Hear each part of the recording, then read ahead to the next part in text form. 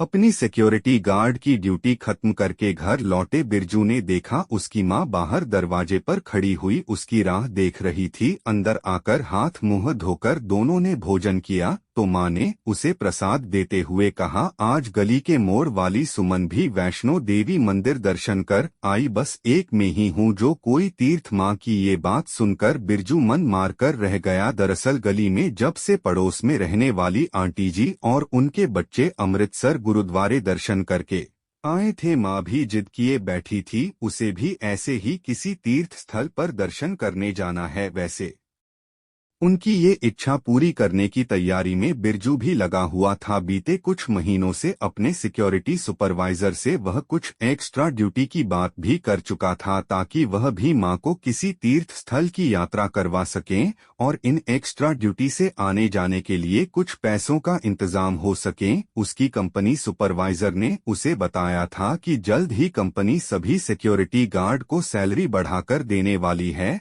और पिछले कुछ दिनों से वो एक्स्ट्रा ड्यूटी भी कर रहा था, जिसके चलते वो सुबह 5 बजे निकल जाता था तो रात को 11 बजे तक लौटकर घर आया करता था। आज वो बहुत खुश था, वह जल्द से जल्द घर पहुंचकर अपनी मां को खुशखबरी सुनाना चाहता था कि उसकी सैलरी बढ़ गई है और आज की एक्स्ट्रा ड्यूटी मिलाकर और कुछ जोड़े हुए पैसे मिलाकर उसके पास लगभग 10,000 रुपये इकट्ठा हो गए हैं। घर पहुंचकर उसने देखा मां चुपचाप टीवी चलाकर बैठी हुई है। वह खुशी से उसके गले में अपनी बाहों को डालकर बोला, मां आपकी मनोकामना पूर्ण होती हुई दिख रही है। हम भी अगले हफ्ते ही जहां आप कहोगी वहां तीर्थ स्थल चलेंगे, चाहो तो माता वैष्णो देवी जी के दर्शन करने चलेंगे। अब मेरे पास 10,000 रुपये इकट्ठा हो गए हैं। माँ ने बिरजू की बात सुनकर चेहरे पर थोड़ी सी मुस्कान दी, पर उनकी मुस्कान में वो खुशी वो उत्साह नजर नहीं आ रहा था जो अक्सर वो दूसरे के जाने पर स्वयं के जाने का सोचकर उत्साहित हो उठती थी। क्या हुआ माँ, आपकी तबीयत ठीक तो है ना?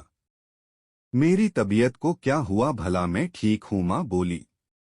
फिर आप मुझे खुश क्यों नहीं लग रही हो? इतने समय से आप ही तो जिद लिए बैठी हुई थी कि मुझे भी किसी तीर्थ स्थल दर्शन करने जाना है और आज जब मौका आया तो आपके चेहरे पर वो खुशी नजर नहीं आ रही। नहीं, ऐसा कुछ नहीं है, तू बेकार में नहीं माँ, कोई तो बात जरूर है, बताओ ना। देखो घर में हम केवल 2 ही लोग हैं, अगर मुझे कोई परेशानी है तो मैं आपसे ही कहूँगा ना, ताकि उस परेशानी का कोई हल निकल सके।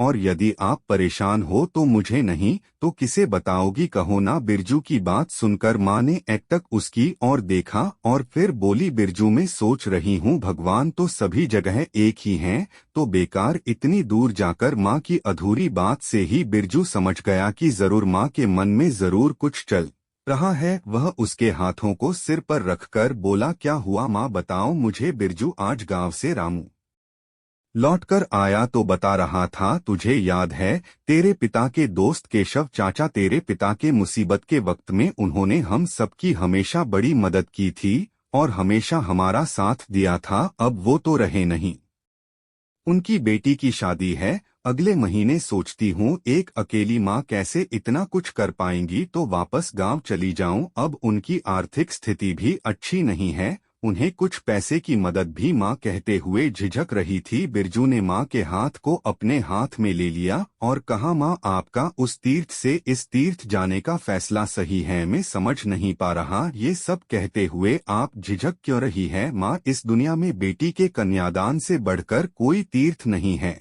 और माँ मैं अपने कंपनी सुपरवाइजर से अगले महीने छुट्टी की अर्जी लगा देता हूँ। आखिर बहन की शादी में उसके भाई का होना भी तो जरूरी है कि नहीं, कहकर बिरजू हंसने लगा। मगर बेटा तुमने इतने दिनों तक डबल ड्यूटी करते हुए मेहनत की और अपनी बचत, माँ ये बचत ये डबल ड्यूटी अपने परिवार के लिए ही तो की थी। अब खर्च चाहे माँ की यात्रा में हो या बहन की शादी में है तो परिवार ही। बिरजू की बात सुनकर माँ ने भीगी हुई पलकों को साफ करते हुए उसके सिर पर हाथ फेरते हुए ढेरों आशीर्वाद देते हुए उसके माथे को चूम लिया। उधर दूर वैष्णो देवी माता के धाम पर माता का हाथ भी माँ बेटे को आशीर्वाद के लिए उठ गया था।